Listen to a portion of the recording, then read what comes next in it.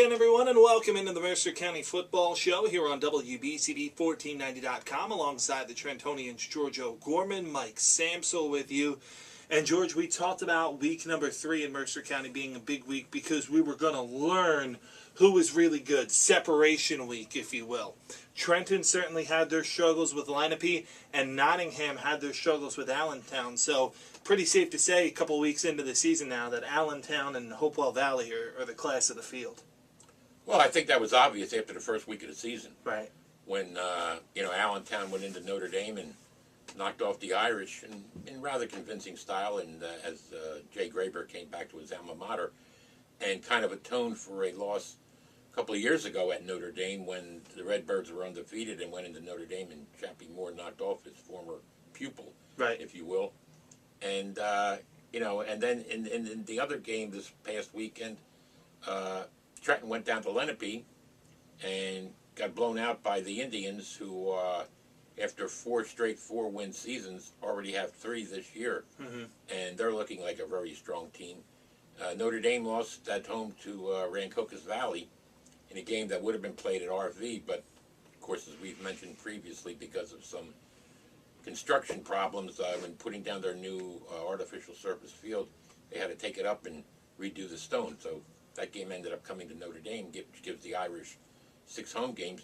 And it's interesting because Notre Dame on Thursday night will be playing its third game against an undefeated team when they host Hopewell Valley. Yeah. It doesn't get any easier for Chappie Moore and the Irish, who are a young team. And speaking to Chappie after the Saturday night game with Rancocas Valley, he's upset because he said, the kids just aren't grasping things quick enough. They're not learning. Again, that's got a lot to do with the fact that, the Irish went with a 4-4 defense, unlike the 3-5 that we saw them go with against Allentown. Right. Went with a 4-4 defense. And, of course, Sean Bradley, outstanding running back, who we got to see in the opening game at Trenton, really had a big game. And Jordan Sadusky, the quarterback, had an outstanding game as well. But, it's a rebuilding year again for Notre Dame. And, now they play their, I don't want to say it's their arch rival, but it's quickly become that. A little bit more added to it this year with Lorenzo Bryant. Yeah, absolutely. Leading Mercer County in rushing with 375 yards and 7 touchdowns. I think he got 5 of them against Hightstown. So it's a real big challenge for Notre Dame, who then turn around right after that and play at Trenton. Yeah. The week after. So it doesn't get any easier for Chappie Moore's club. But actually, the big game this weekend, Mike? Yeah, Princeton and Lawrence. Princeton and Lawrence, the 2 unbeatens. That probably at the beginning of the season, most people would have figured that these teams would go into that game winless. Right.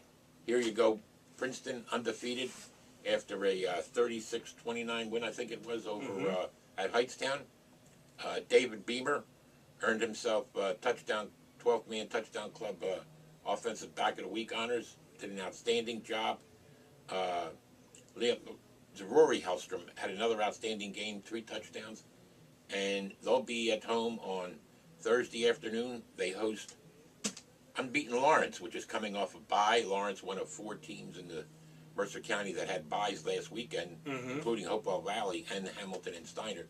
So that should be quite a matchup at 3 o'clock over at the Little Tigers Field. So it's an interesting weekend, and all but one of the teams in Mercer County are playing on Thursday. Yeah. The only one that isn't is Nottingham, and they'll be kicking off Saturday morning at 11 o'clock at Pemberton, which can be a dangerous game for John Adams and the North Stars. Yeah, it certainly can. I had a chance to catch Nottingham this weekend, George, as did you, against Allentown. And they certainly struggled, but you could see there's a lot of talent in that backfield with the young man, Ben Fair. Other games from around the county this past weekend saw Ewing beat Willingboro 14-7, a game that you saw on Friday night. Terrible game. It wasn't terrible.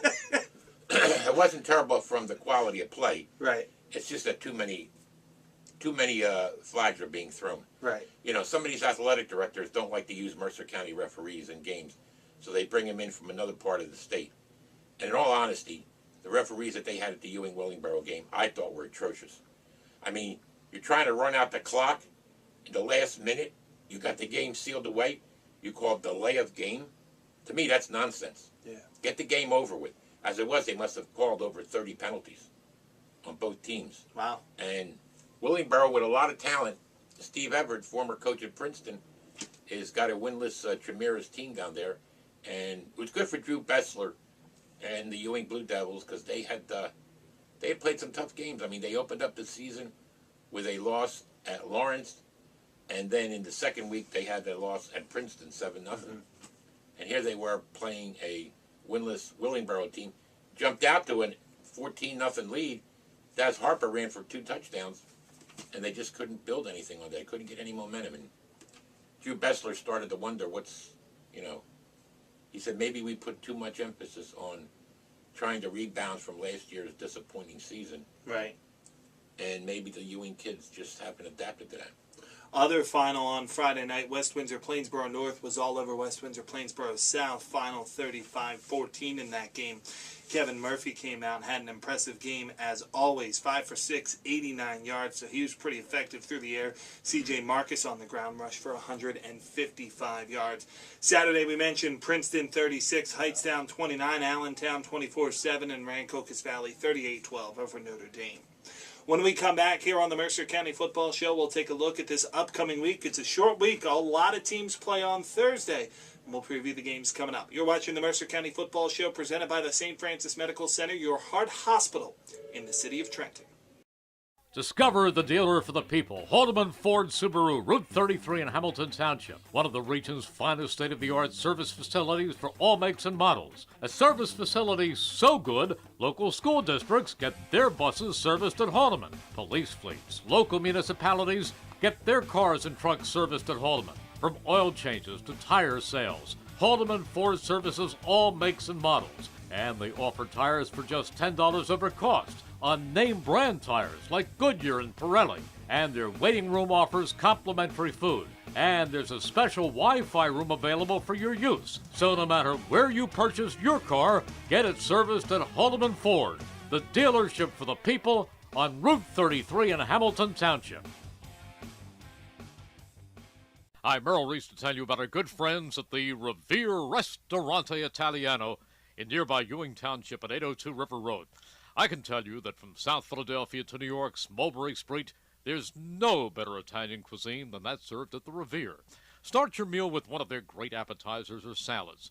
Entrees include outstanding veal dishes, fresh seafood daily, excellent steaks and chops, homemade pasta dishes, daily specials, and much more.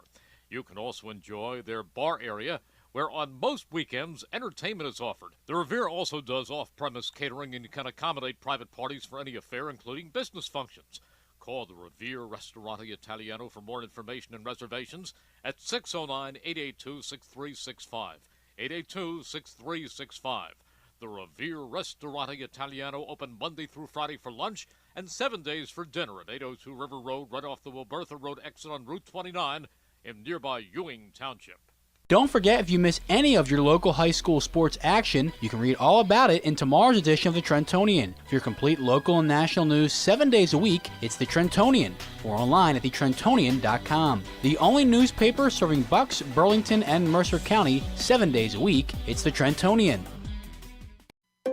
Jerry Blavitt here to tell you about St. Francis Medical Center, the heart hospital in the city of Trenton. St. Francis Medical Center is one of the region's top cardiac care centers, serving all of Mercer, Bucks, and Burlington counties. Their staff of highly trained physicians provide state-of-the-art heart care to patients with cardiovascular disease and pride themselves as being the only regional heart center to offer a full spectrum of individualized services. And Consumer Report ranks St. Francis Medical Center in the top 10 hospitals in New Jersey for safety, and the #1 hospital in Mercer County, St. Francis Medical Center, the Heart Hospital. Welcome back to the Mercer County Football Show here on WBCD1490.com alongside the Trentonian Joe Gorman, Mike Samsel with you. Game of the week this week, Thursday, 3 o'clock. Got to be honest with you, did not expect to be saying this sentence this year. Game of the week, Lawrence at Princeton, featuring 2 undefeated teams here in Mercer County. two undefeated teams, as we said previously, nobody expected them to be, unbeaten at this stage of the season. Probably most skeptics would have said they would be winless. Right. But, Charlie Gallagher over there at Princeton, Princeton has done an outstanding job. And Nate Jones, he's done an outstanding job with the Lawrence Cardinals, who were pretty much wiped out by graduation losses from their team that got to the Central Jersey final. But Kadeem Neal's doing an outstanding job running the ball for them and playing it as a two-way player. So that should be quite a matchup. And for anybody that's really ardent Mercer County football fans, that might not be a bad place to go early on Thursday to see Lawrence at Princeton. And then we've got a full slate of games later that day, including Hopewell Valley at Notre Dame. Hopewell Valley, I guess their only loss? No. Did Hopewell Valley lose last year? Oh, no, they blew out Notre Dame. They blew out Notre Dame last year, yeah. They ended up pulling away in the second half of that game after Notre Dame led 10-0 early in that game. Other games, you got West Windsor North is playing at Trenton. That's a pretty big game. It is a pretty big game, and it's an interesting matchup. We'll see how the Tornadoes bounce back from their 40-0 drubbing down at Lenape last Friday night. You've also got Robbinsville at Hightstown. Not a bad matchup. Robbinsville Ravens. Yeah. They've struggled their first year under Coach Patterson. Hightstown can put up points. They can. They're not a bad team, and they gave Princeton certainly a challenge. West Windsor South, under Skip Edwards, struggling again. Yeah. And just don't have enough horsepower. Don't have enough, solid, experienced players. They go down to play Burlington Township. Burlington Township's only loss was, I guess, their opener against Hopewell Valley. You've got Ewing going down to Cinnaminson, which has been a real powerhouse. Yeah, they sure have. They just blew out Robbinsville this past weekend. What was the score of that game? I know it was rather one-sided. It was 21-0 the final. That was Delran, actually, that they're... Delran played Robbinsville. And Ewing is down there this weekend. Yeah, Ewing is down there this weekend. And then you've got other games. Hamilton, Tom Hoagland's Hornets, they head down into Burlington County for a Thursday night 7 o'clock kickoff as they take on Cinnaminson. And an interesting rivalry there because the close proximity of the two schools. Steinert, coming off its bye, plays at Allentown, 7 o'clock on Thursday night. So those are games we're all watching out for. Game of the week that'll be featured on the WBCB Sports Network, 107.7 FM and 107.7thebronx.com is the start time, as it will be Hopewell Valley taking on Notre Dame. Again, 6:45 the start time, 7 o'clock kickoff.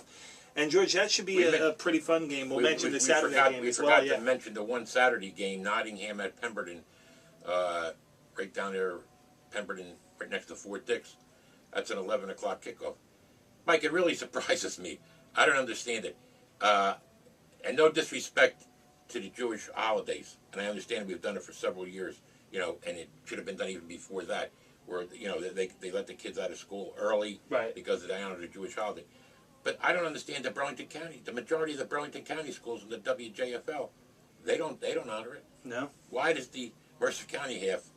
And I mean, I know there are games with like Cinnaminson and is home, and Burlington Township is home, and Delran is home.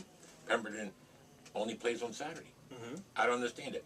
Bordentown, Northern Burlington, Florence, those games are all Friday night, which is right at the heart of the Jewish holiday. Yeah.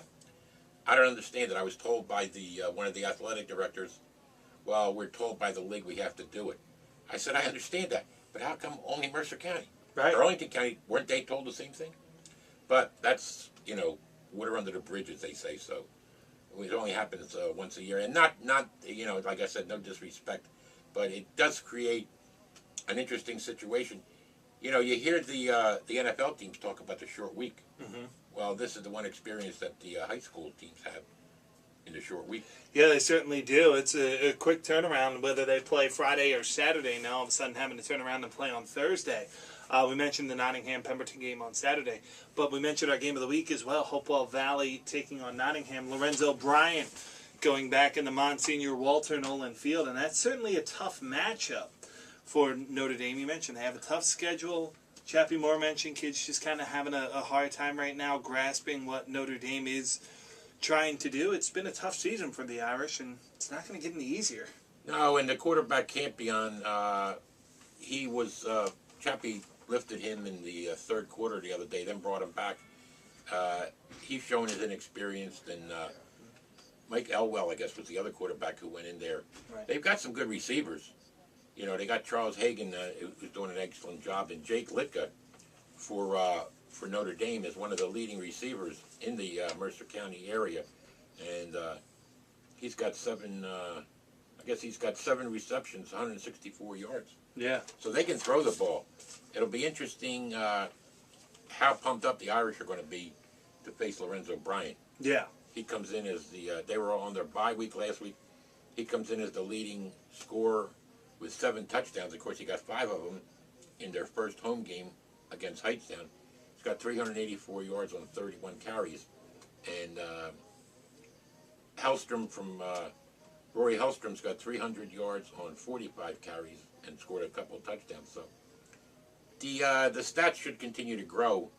And, as this season progresses, we're reaching, this will be week 4. Yeah. And it'll pretty much be almost the midway point in the season. Yeah, it's pretty crazy to think about. We're already into October. Yeah. Pretty crazy to think about. That is for sure. This season is flying by. But, George, you look at, the Hopewell Valley side, a lot of people were wondering if they would fall off, A, with the talent loss, and B, with the coaching losses, losing offensive coordinator Todd Smith and defensive coordinator Jeff Riley. They both became head coaches in Mercer County, Todd over at Hunn and Jeff over at West Windsor, Plainsboro North. But you bring in a guy like Rob Radis, runs the offense. Dave Caldwell's a defensive guy. No harm, no foul.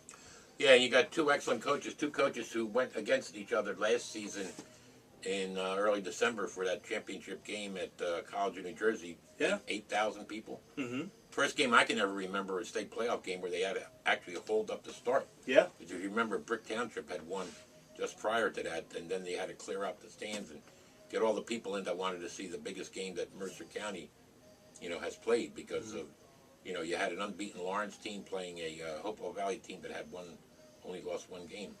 But that was an outstanding game, and now you've got Hopewell Valley coming in with Lorenzo Bryant going into Notre Dame, and Alex Roman, who we've mentioned a lot, and I know you like Alex Roman, and so do I. Outstanding defensive player. Yeah. But he showed a lot Saturday night against Rancocas Valley.